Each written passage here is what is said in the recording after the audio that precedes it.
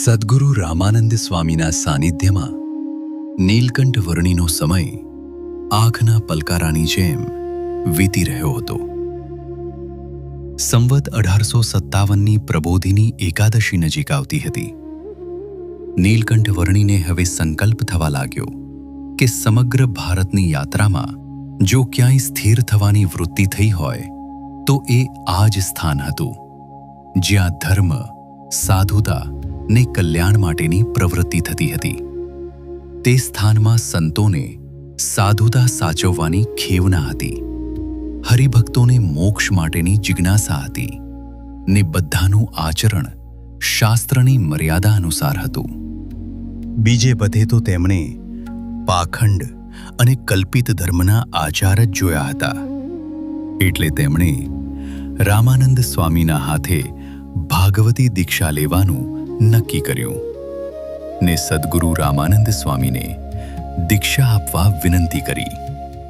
અને સ્વામીએ નીલકંઠ વર્ણીની વિનંતીનો સહર્ષ સ્વીકાર કર્યો. આખરે સંવત 1857ની પ્રબોધિની એકાદશીના દિવસે નીલકંઠ વર્ણીને દીક્ષા આપવાનું નક્કી થયું. એકાદશીનો પવિત્ર દિવસ આવ્યો. નીલકંઠ વર્ણીએ પ્રાતઃવિધિ પતાવી સંતો સાથે જઈ ઓઝત નદીમાં સ્નાન કર્યું ને સફેદ વસ્ત્રો પહેરી યજ્ઞ મંડપમાં પધાર્યા.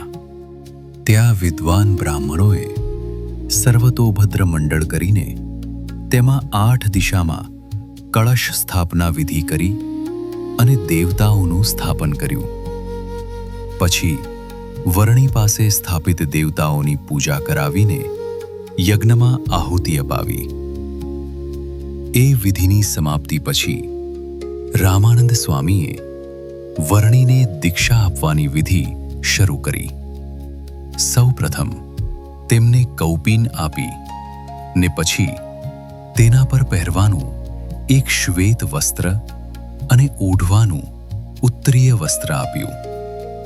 તુલસીના કાષ્ઠની બેવડી કંઠી ગળામાં પહેરાવી, ચંદનથી કપાળમાં ઉર્ધ્વપુંડ્ર તિલક કરી તેમાં કુમકુમનો ગોળ ચાંદરો કર્યો ને બંને બાહુ અને છાતીમાં છાપ આપી. ત્યારબાદ રામાનંદ સ્વામીએ નીલકંઠ વર્ણીના કાનમાં ગુરુ મંત્ર આપ્યો. તે સમયે ચારે બાજુ વાતાવરણમાં પ્રફુલ્લિતતા પ્રસરી ગઈ હતી.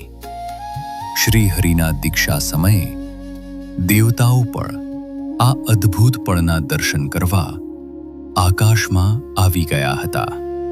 પછી રામાનંદ સ્વામીએ ભક્તોને સંબોધન કરતા કહ્યું, સાંભળો ભક્તો, આ નીલકંઠ વર્ણી તો જન્મથી જ ઉર્ધ્વરેતા નૈષ્ઠિક બ્રહ્મચારી છે.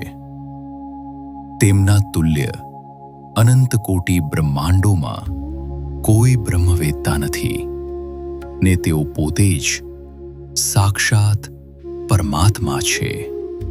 કોઈ પણ દીક્ષા લીધા વિના જ કરોડો જીવોને માત્ર સંકલ્પથી જ નિષ્પાપ કરી શકે એવા સમર્થ છે. પણ બધાને વૈદિક ધર્મનો મર્મ સમજાવવા માટે તેઓએ આ દીક્ષા ગ્રહણ કરી છે.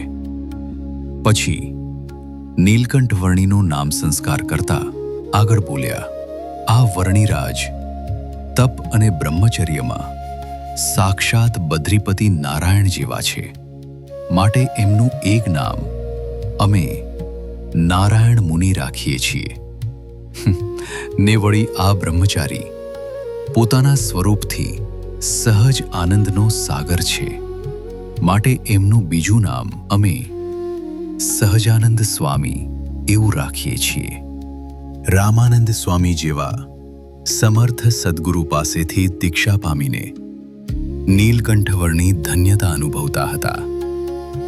ભગવાન શ્રી રામ અને ગુરુ વશિષ્ઠ તેમજ ભગવાન શ્રી કૃષ્ણ અને ગુરુ સાંદીપની જેવી આ લીલા બધા ભક્તોને આનંદ ઉપજાવી રહી હતી. પછી નીલકંઠ વર્ણી ઊભા થઈને રામાનંદ સ્વામીને દંડવત કરીને પગે લાગ્યા ને મુક્તાનંદ સ્વામી વગેરે સંતોને પણ પગે લાગ્યા. રામાનંદ સ્વામીના એ સંત મંડળમાં સૌથી નાના છતાં બધાના અગ્રપદે શોભતા એ સહજાનંદ સ્વામીની મૂર્તિ સૌને અતિ અલૌકિક લાગતી હતી.